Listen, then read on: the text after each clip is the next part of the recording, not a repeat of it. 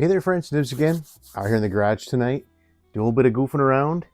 Got a really cool mail call and some local treasures. Again, local treasures. I love the, the hunt.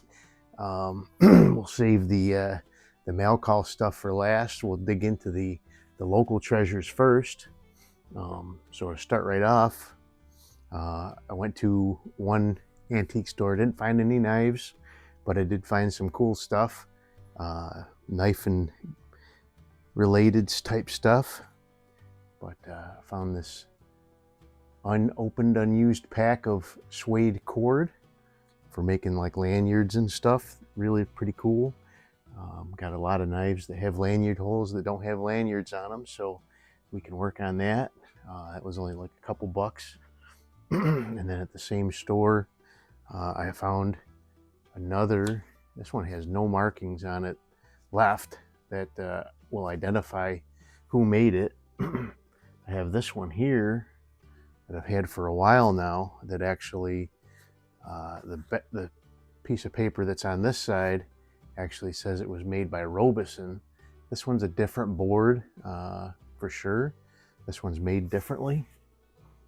Looks like it's probably around the same old vintage though, but this one actually is kind of padded. The leather is padded. I heard he put some jeweler's rouge on there and was using it to sharpen some knives with, but it's got kind of like a coarser side and then a finer side. That is pretty neat. And I like my toys, so I actually bought a leatherworking tool strap as well, so that's plus I have let's see if you can see them hanging right up here on my Air Venturi Avenger is one strap, and then hanging right down here is another strap. Actual loose leather barber straps. Got a couple of other knives that I found. Actually, I went back to the same store the next day and found a couple knives. So this one here was actually given to me yesterday by a member at the gun club, friend at the gun club. This one needs a new handle scale on this side, but it is a little, here's a tang stamp for it. It's a little Imperial jackknife. And this one has the USA down the side, so made somewhere between 1956 and 1988, I guess they say. But this one needs at least that one side scale. So if I can find some black vinyl, this side's in really nice shape.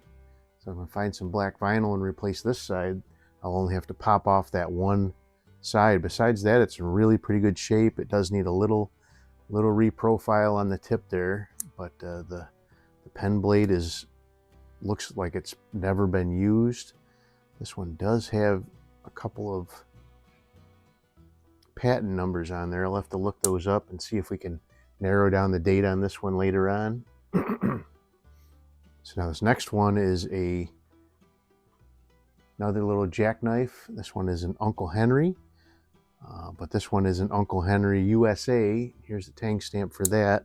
Let's see, what was this? This model number was I believe it's a 833UH, and I have no idea what any of those numbers mean. I know the UH is for Uncle Henry, but it appears to be a Delrin handle. These were made by Schrade in the USA, so really pretty cool. I think that the Schrade Plus would date it after 1981. I'm not sure when they moved their production to China. I think it was in the 90s. So pretty cool old knife. Now this one here, a little rough. Outwardly, it's in pretty nice shape. I believe this is a Kutmaster. Here's the best tang stamp I had on it. Actually, both blades have tang stamps on them, so from what I've read, most companies stopped doing those double tang stamps you know, early on, like 20s, 30s. Kutmaster started in 1937, the Kutmaster trademark from Utica Cutlery. So, but I believe, so this is a muskrat pattern. Now, most companies do their muskrat with 2 California clip points. Some companies actually did it with a spay blade and a California clip. So this one has a spay blade on one end and a California clip on the other. But I believe that would be bone. Could be Delrin. I don't think so, though. I think it's bone. But either way, it's a pretty cool knife, and I got it for next to nothing, so really pretty cool. So I'm pretty sure this is a scope. It looks like a scope length box. I have been talking to a couple of manufacturers about doing some reviews.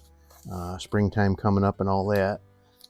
It doesn't say on the outside of the box which manufacturer this is, so we're going to be guessing until we get it open.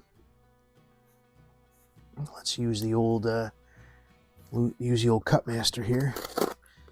Got some, does have a ripcord on there, but had some packing tape going across the the ripcord there. Okay, nice. This is yeah, this is one that I was expecting. So we have a Vector Optics, another Sentinel. I think I have a couple Sentinels actually. I know I have a Sentinel X Pro that's 10-40. I believe I have another Sentinel that's a 6. This is a new one they just put out though. So we got a couple of things there. I'm trying not to lose them. I'll show you those in a second. Let me get this stuff out of here. So they always send one of these little challenge coins with their 12% off discount. Little Velcro badge. All right. But this one is a, let's see what the model is here.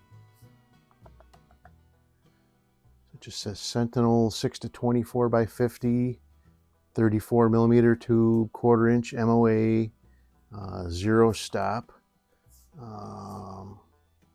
So it is an MOA and not a not a mil dot or mil rad scope.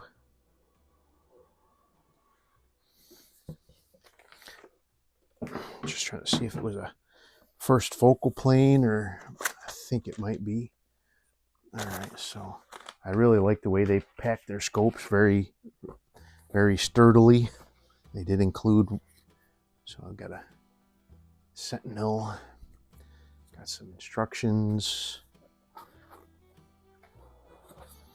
got a sunshade, a Allen wrench to adjust the 0 stop, I'm sure, a cleaning cloth, set of 30 millimeter rings, Weaver mount style rings,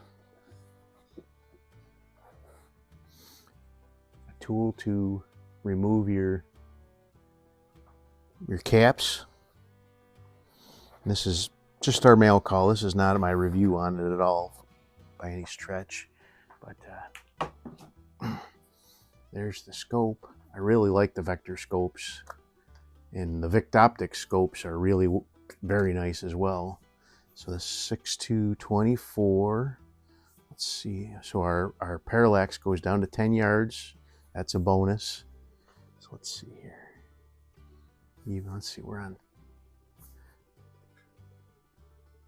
Yeah, I can see even at the 10-yard setting, I'm focusing pretty good at 7 yards. So that'll be a really nice, it is a illuminated reticle, and it does have an off position in between each setting.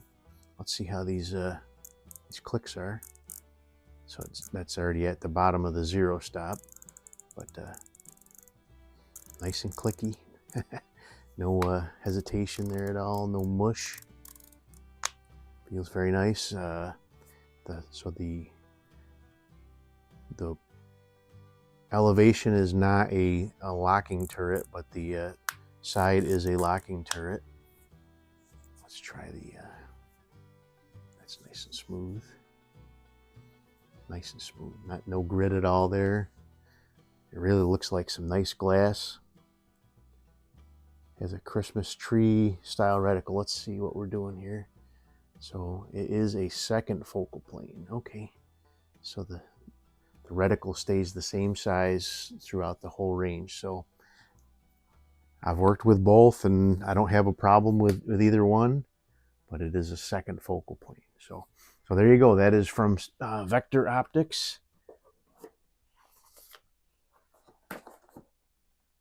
Like I said, I've got a number of scopes from Vector over the years, and I haven't had a bad one yet for sure. They're definitely among some of the top scopes that I've had.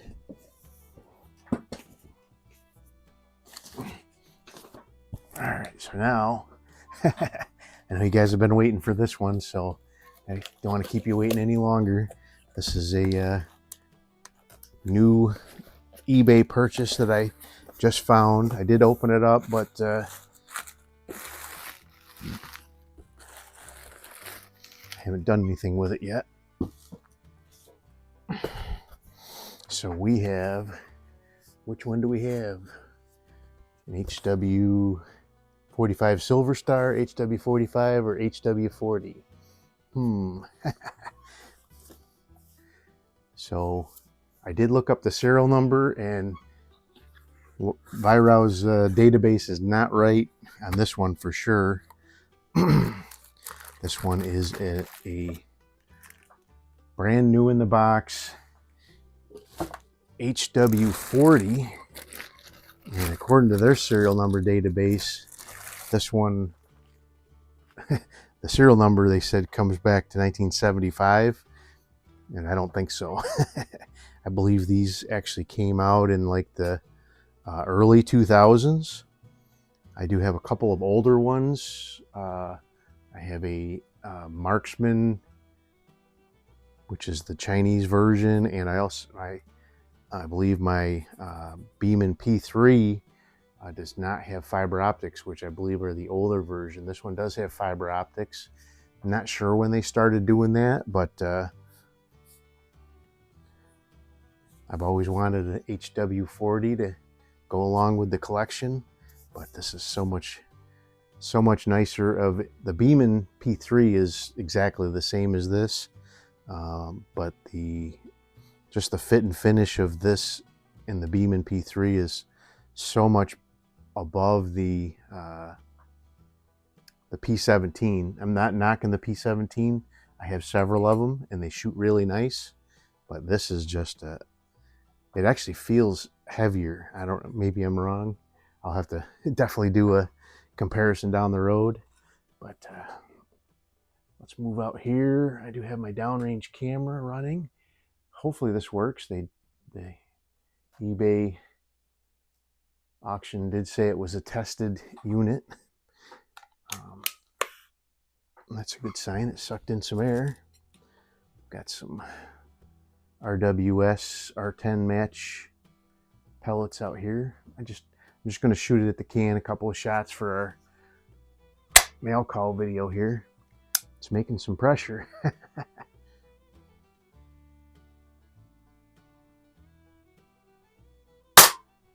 Nice trigger. Very nice trigger.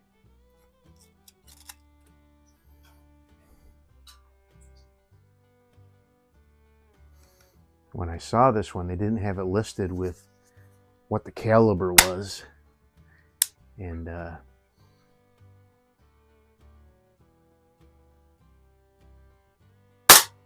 These were actually available in 17, 22, or 20 and 22 caliber back in the day, and I was kind of hoping it would be a 20 caliber just to be something different, but it is a 177, which is the most common, but that's fine.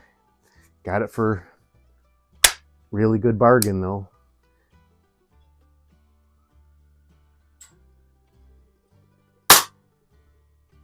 But tons of fun. This will be fun to do a head-to-head challenge against the P3 and a few of my other really nice target guns. The trigger is very nice on it, but it definitely could use my little magic touches that I do to these and the P17s. And I've got my P17 and my Beeman P3 down to like 4 or 5 ounce trigger range. I'm guessing this one's probably close to a pound, which is very nice.